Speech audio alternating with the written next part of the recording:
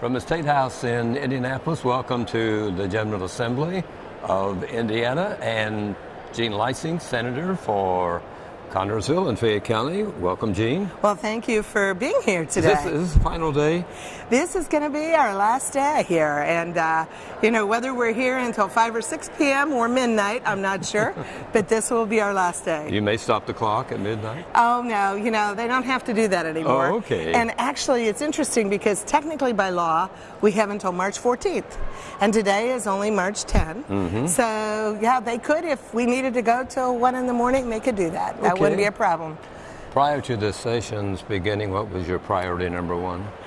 Well, I think for me, for my district, I knew that the roads issue is a big issue, yes, and future road funding.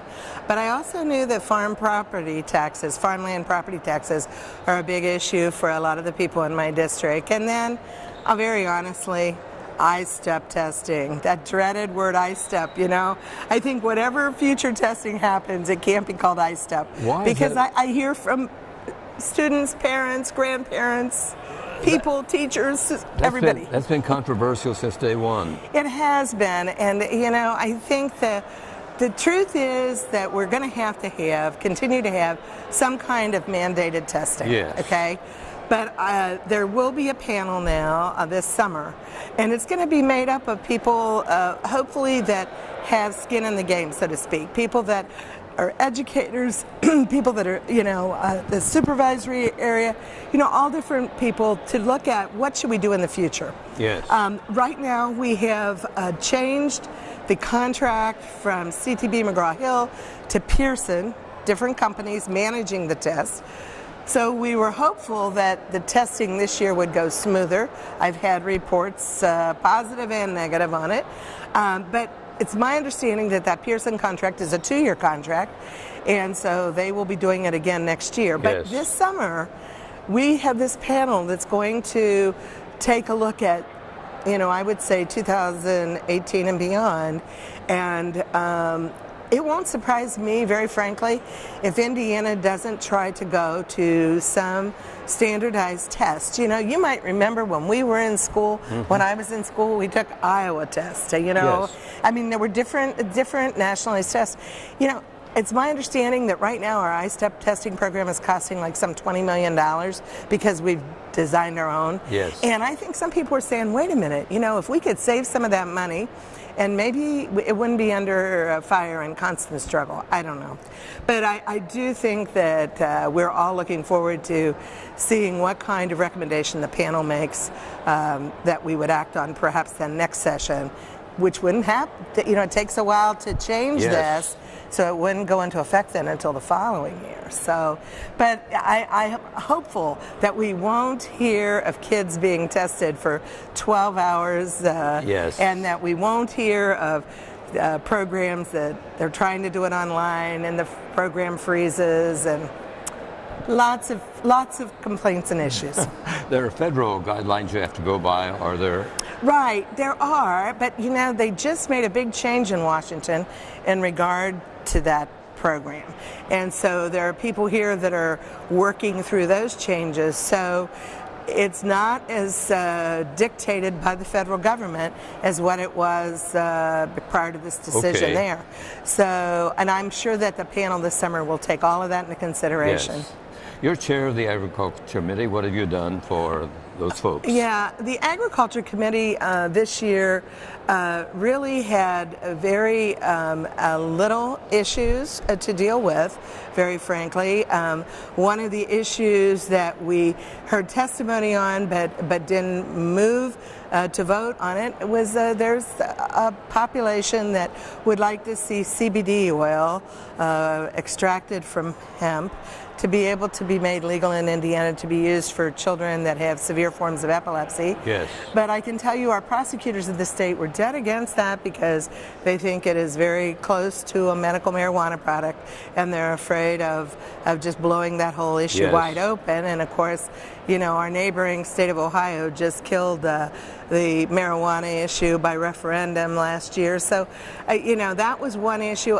Another issue that I was very concerned about, but it actually ended up being assigned to the Commerce Committee, was a food safety issue in regard to the inspection, believe it or not, of poultry that is served in restaurants.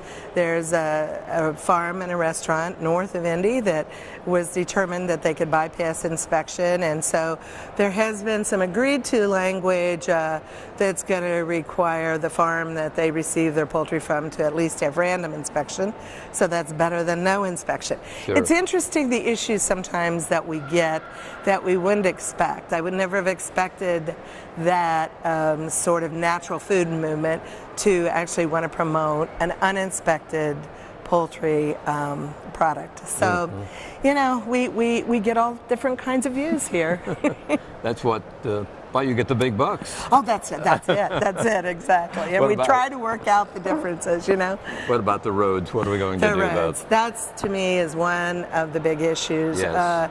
And I believe today we will actually finalize a bill that's going to, for certain, return local money that has been held by the state. And this is hard to understand, but for some reason the state had held back 50% of the local income tax collected in each county, and now under the proposed thing that we're going to vote on today, it's going to take that down to 15%, from 50 to 15. And so that means that every county in our state is going to get a chunk of money payable sometime, I believe, between May 1 and June 1. Mm-hmm. And 75% of that money will have to be spent on roads, okay?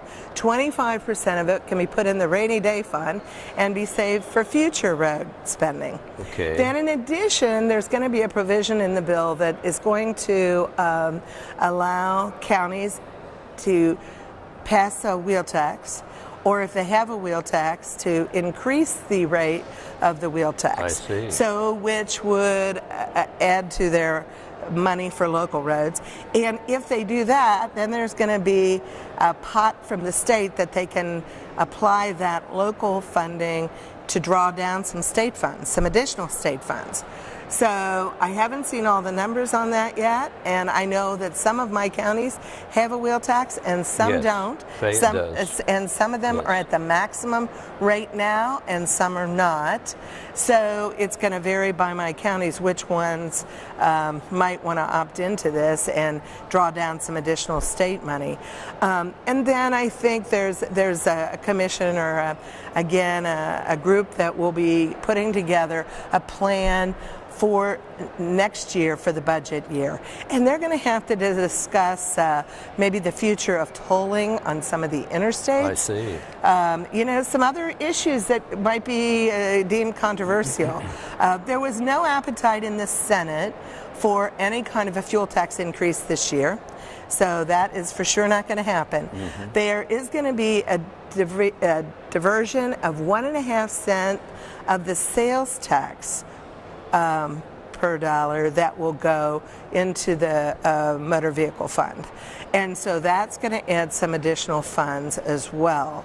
So overall, what we're passing this year, I think, is a good first start, but I think next year in the budget year will be when they really look out and say, okay, what's our plan for the next 5 years? Mm-hmm. What are we going to do to make sure that we have the infrastructure we need? I mean, we're called the Crossroads of Indiana, so we need to make sure that our roads that are crossing Indiana are in good condition.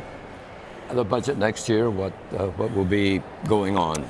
Well, as always, there will be a struggle for education funding, I can tell you. I mean, people don't realize, I think my constituents, even those of us in the legislature, have to be reminded that of our current budget that we're in the middle of now, 51% of that budget goes for K-12 education. Mm-hmm. And in addition to that, depending on where you live and what school district you're in, somewhere between 50 and 70% of your property taxes are going for school buildings, transportation, and those costs. The state money goes for the operation of the schools. So the truth is, I believe that, we will see a continued push for, can we squeeze even more money out of the budget for K-12 education? Because many people believe that there still isn't adequate funding for education. But then we know that we're dealing with Medicaid costs that are currently 14% of the budget, higher ed costs, which are 12% of the budget. And then when you look at that whole pot, there's not a lot left for everything else. So I think the folks that serve on the Appropriations Committee will have their hands full next year when it comes budget time. Are you pleased with the session this year, or are there some things that you wish would have been accomplished? Well, I think that I'm happy that we are not raising any fuel taxes this year. I had heard from several constituents that they wished we would try to figure out how to spend the money wisely that we're currently collecting. And I hope that that's what we're doing. I think everybody knows in their personal budget, nobody feels like they have more money in their pocket. So they hate to give up more of what they already feel they don't have enough of, right? So I'm happy that we're resolving the transportation issue without some kind of statewide tax increase. So I think that's a positive. And I'm happy that the I-STEP issue is hopefully going to be resolved this summer. I mean, I think that panel will have their work cut out for them as well, because it's not easy and there's differing views on testing. But I've heard that maybe it could be as simple as at the high school level saying everybody would take either the SAT or the ACT. Well, a lot of kids already take that are college bound, but maybe that could be the answer for the high school testing. And so, those are just ideas that are being thrown out now, or by chance going for the K to 8 kids, some kind of standardized national test. So anyway, in the farm property tax, I do want to mention, because I know that people have seen the farmland property tax just escalate. It doubled literally on a state average from 2007 to 2014. And the bill that we are going to act on today is going to make that level off now.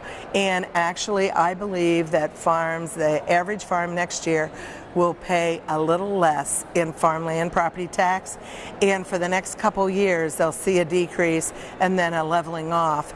And so if we did not pass this bill, we would have seen just an absolute continued escalation of farmland property tax. Some people were pretty much predicting, under the broken formula that we were currently using, that it would have tripled in a 12-year period. So I think that that's on the right track. And that's a good thing. How did that happen when the caps were put in? Well, I believe that really when we look at the farmland property tax issue, it had more to do with the formula that was developed, I believe, in about 2006, implemented in about 2007 or 8. And the formula it was an agreed to formula. I wasn't here at the legislature then, but I believe it was agreed to by all the farm players, the Farm Bureau, the Purdue, all the various groups. But what they never foresaw was that the grain prices could escalate and hit what they did maybe 3 or 4 years ago. Then they couldn't see how they would decrease so rapidly. And so when the formula that we are currently using uses a 6-year average, throws out the high, but it's difficult because it goes back to get the 6 years by going back 4 years. So they use old data. So the new formula is going to only go back 2 years. It's still going to have 6 years of data, and they're going to change the capitalization rate, which is part of the calculation in the formula. And so I think when they do this, for sure we're going to see some relief. We're not going to see the escalation, and I don't have the exact numbers yet, but I believe that anybody that's a property owner, a farmland property owner, is going to feel some relief. That's good news for them. Yes, absolutely. The regionals are this week. I hope you're wishing the Spartans the best of luck. Oh, absolutely, absolutely. And your Greensburg Pirates. Yeah, I'll tell you, we always know we have great basketball players that are part of the state, right? And that was, going way back, that was my favorite sport because I was a rah-rah cheerleader at Sunman a long time ago, and that was our big sport. It was basketball. Let's not forget North Decatur. You have them in the regional. Yes, and Southwestern, I believe. That's right, in Shelby. Yeah, Shelby, so right. I have You several. are really lucky to be. I think so. You'll be rooting for lots of teams and hoping that we see them all advance, right, or at least a good part. So. Thanks, Senator Lysing, for enlightening us on what's happening here at the Statehouse. It's always a pleasure to speak with you. Thank you so much. Senator Jean Lysing, who represents Connersville and Fayette County in the Senate here in the General Assembly at Indianapolis. Welcome back to our coverage from the State House of the Indiana General Assembly for this session. Final day, Cindy Zemke, we welcome. She's a representative who represents Connersville and Fayette County in the House. Hi. Hi, Brian. Good seeing you. You've just come, I know, from a busy meeting. Tell us about it. Well, we started early in caucus discussing final bills. Last day of session is always tough. You're talking about the final votes on any bills that are left, and then we talk about them, and then they go to the floor and we vote on them. Yes. And it always goes down very late. Some of the last bills, I know Senator Lysing elaborated on some that we haven't completed. Road funding, which is so important. I will say I believed strongly in the House Republican road funding formula. It would have been 4 cents a gallon tax increase, yes, but it would have been a sustainable program and at the cost of maybe $25 a year for people who fill up their tank once a week. I'm a big supporter of this. I think we're definitely not looking at the situation in a really sustainable way by not doing it. I don't know how the bill's going to look, but we know that we need substantial improvement with road funding, and I've talked to so many constituents and told my view why I felt we needed that minimal increase. But again, we won't know that. A couple things I know that you said Senator Lysing did not touch on, which I will just because my time is limited. I just got off the floor for speaking in front of the House to put the Healthy Indiana Plan 2.0 to codify it. And there were some disagreements. They thought we had more time. People wanted it to be changed or elaborated on before we put it into law. This simply means that it can't be taken away from us. And then, it could be renegotiated in 2017. Other things can be done. But I felt it was imperative to make sure we do not lose HIP 2.0. We are giving health coverage, affordable, very affordable health coverage to 370,000 people in Indiana that didn't have it before. I've written columns on this, trying to get people to sign up. So much of our drug treatment plans for the future are based upon being covered by HIP 2.0. And as I think everyone knows, I'm way out front on the drug issues and on trying to work closely with governor's office and getting much more help for addicts between detoxification, recovery, wraparound services, and really in Connersville, in my entire district, it's a huge problem. In Connersville, it has been especially devastating. Yes. I'm working with the Secretary of Family and Social Services, and Dr. Werner I've been very impressed. He is a psychiatrist. He wants to expand more recovery services, and I think he has a very good approach in the future for doing that. Again, that's always such an important priority for me.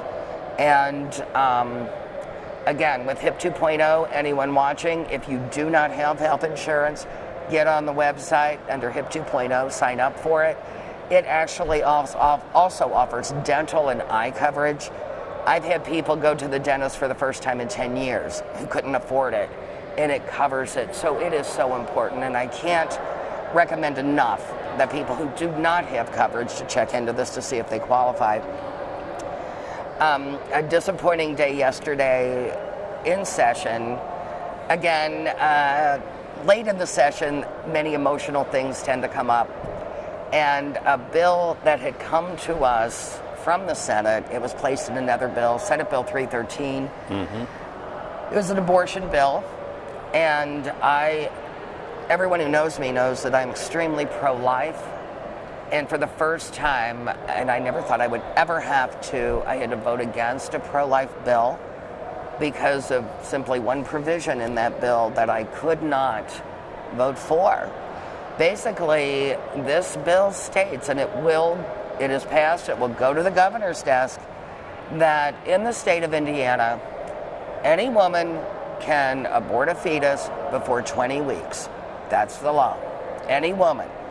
Now, this new law, which is part of House Bill 1337, will say that if you choose to have an abortion based upon gender, which I truly don't believe people do, or race, or if your baby has a life-threatening or any type of birth defect, you are now legally not allowed to be given an abortion by the doctor that you talk to.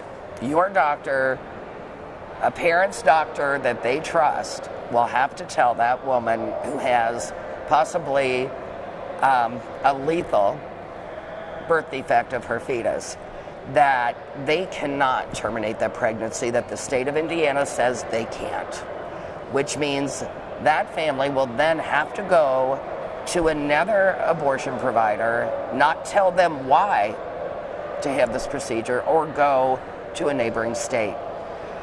It was heartbreaking for me to vote against the bill. I spoke against the bill. I think that we are taking in the hands of the state a decision that's heartbreaking for a couple to have to deal with in the first place, and making it the state's responsibility to say, we are telling you, you must bring this child to term because we say so. And for any other woman, she can have an abortion for no reason at all before 20 weeks. You think the governor will sign it, or Yes. do you? And again, it's heartbreaking. No legislator ever wants to ever have to vote on something like this or speak about this. It hits me personally close to home. I have members of my own family that I adore. We all do. And they're a blessing. I simply state, this is the parents' decision to make, not the state government.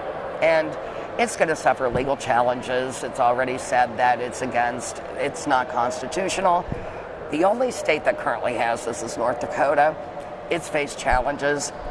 I've always been proud that Indiana is number 7 in the country for pro-life. Yes. We are already number 7. We are so good at this. And my thing is offer really wonderful women's health, offer education, offer more access to contraception, anything to not have abortion. But, this is the legislative process. Sometimes you're disappointed, other times you're proud of what you do. So, this session, hundreds of bills have been introduced. A few have been acted on. What's the best bill that you think has been passed? We've had, again, HIP 2.0 was very important to me.